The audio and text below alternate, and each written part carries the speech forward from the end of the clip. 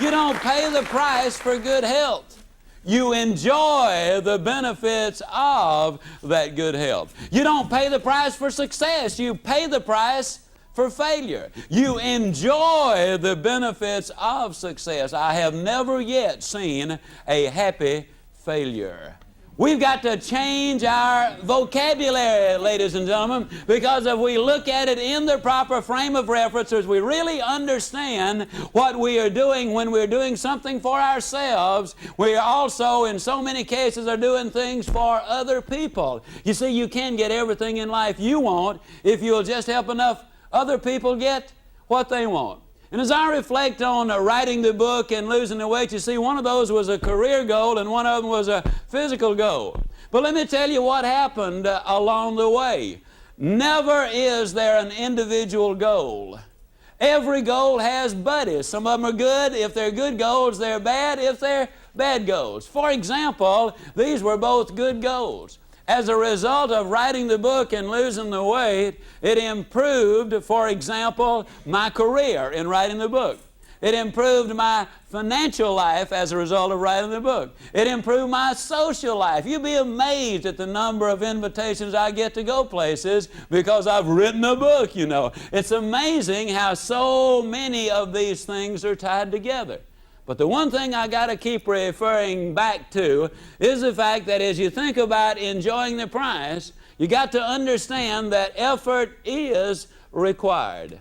Not once will you ever hear me, not only in the Born to Win course or the How to Stay Motivated series or any book I'll ever write or any recording I'll ever make or any speech I'll ever make, never once will I tell you that life is easy, because I don't believe it is. I believe it's tough. But I know to repeat myself, and I know that if you're tough on yourself, that life is going to be so much easier on you. Never will I forget, I think, one of the most important decisions I've made in the last 10 years. I came in one morning from the West Coast. I got to DFW at 2:55 a.m. I had had an horrendous day. And as I got home, by the time I got my car, got home, got dressed, ready for bed, it was straight up and down 4 o'clock. Now, the opportunity clock was set to get me up at 5:30 a.m., as had been my schedule during all of these months. And I looked at that watch, or the clock, and I looked at my watch, and I very quickly drew the inescapable conclusion that just 90 minutes from that moment, that clock was going to be sounding off enthusiastically to get me up.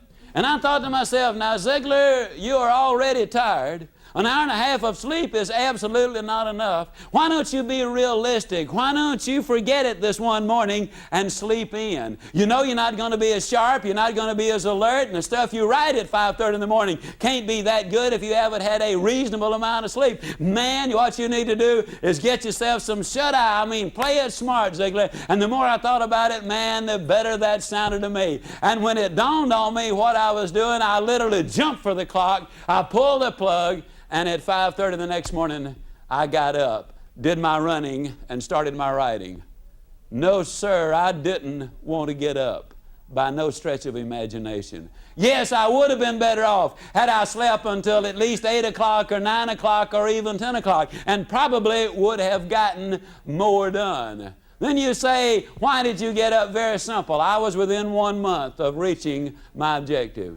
I knew, ladies and gentlemen, that if I gave in when this old body of mine was as tired as it was, that another week might come along, and after 5 hours of sleep, I would decide I deserved to sleep in that morning also. And then a few more days might go by, and I would decide, do I really want to get up at all?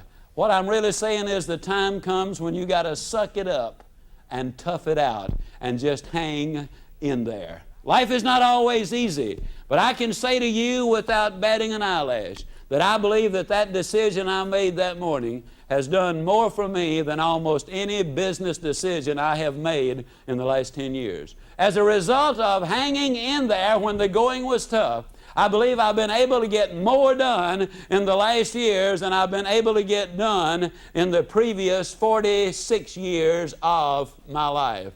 You got to hang in there tough is what I'm really saying. Step number 6, if you want to reach your goals, then obviously, ladies and gentlemen, you must know how to train fleas. And so my question in this live presentation here in front of all of you folks, how many of you in this audience, and all I want you to do is be honest with me, how many of you do not know how to train fleas? Can I see your hands, please? Hey, you got here just in time.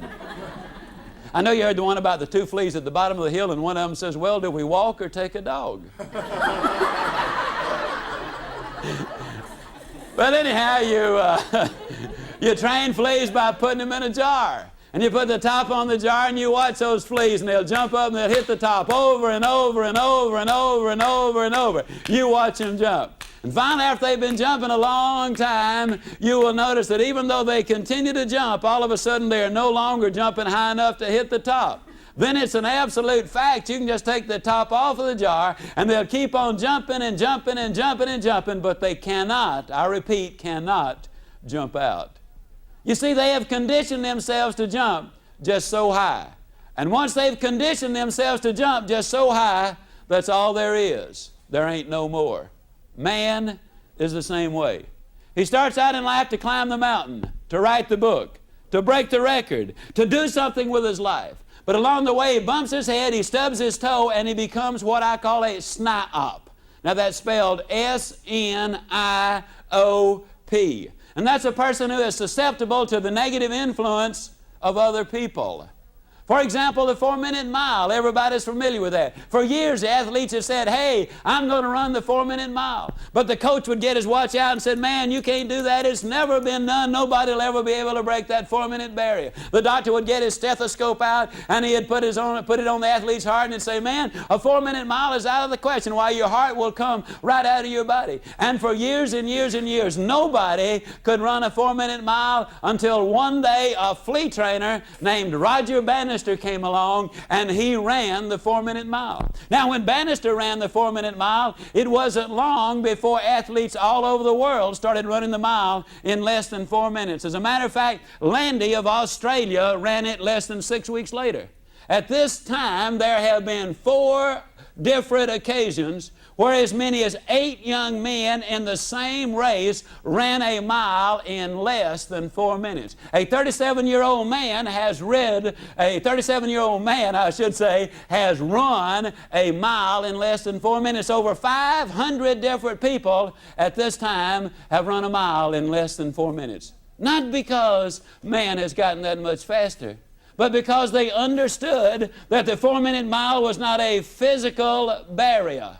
It was a psychological barrier. And once that psychological barrier had been broken, one did it, then later somebody else did it, then later somebody else did it, and later somebody else did it.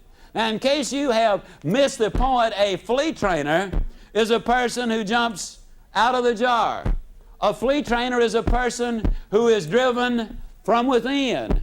A flea trainer is an individual not influenced by the SNIOPs of life and the negative forces of life, but rather they decide for themselves what they're going to do. They understand that you can get everything in life you want if you will just help enough other people get what they want. Flea trainers don't tell other people where to get off.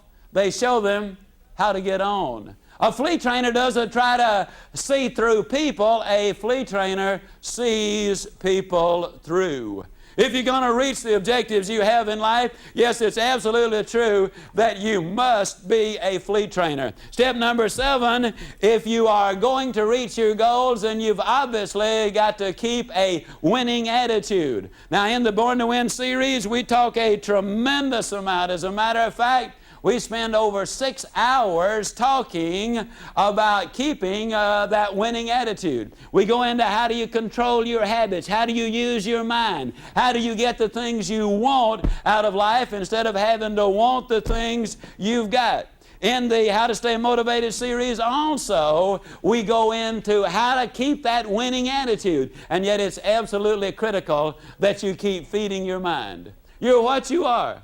You are where you are because of what's going into your mind. You change what you are, you change where you are by changing what goes into your mind. Yes, you absolutely must have the right mental attitude. Step number 8, if you're going to reach your goals, you've got to get other people involved. Nobody climbs a high mountain by themselves. We spent a lot of time in the relationship segment talking about the fact that you must get along with other people.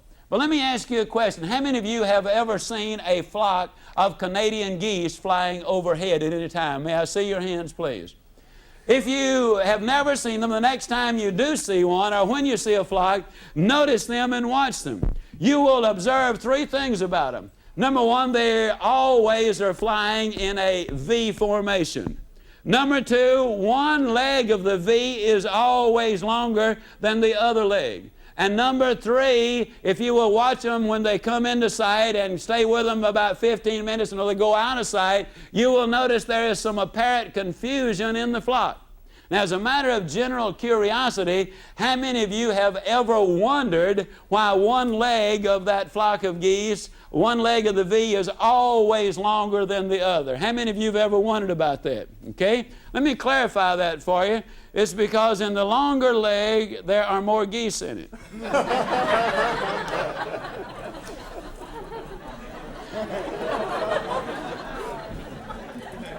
I don't know why, but that one just always strikes me as being hilarious. I can't wait till I get to that particular one, okay? Now, let me explain on a serious side. The reason that they are flying in a V formation is they've discovered in wind tunnel test that in a V formation, the flock of geese will fly 71 or 2% further than it could fly if they were not flying in the V formation. The reason for the apparent confusion in the flock is they regularly give the leader of the flock a rest, simply because he's the one carrying the brunt of fighting the headwind. And he creates a partial vacuum for the other geese, and so they trade off like that. Isn't it a shame that the geese, we're always sometimes talking about somebody, and we occasionally call somebody a goose. Well, isn't it a shame that we don't work together more carefully so that we too can get further in the game of life?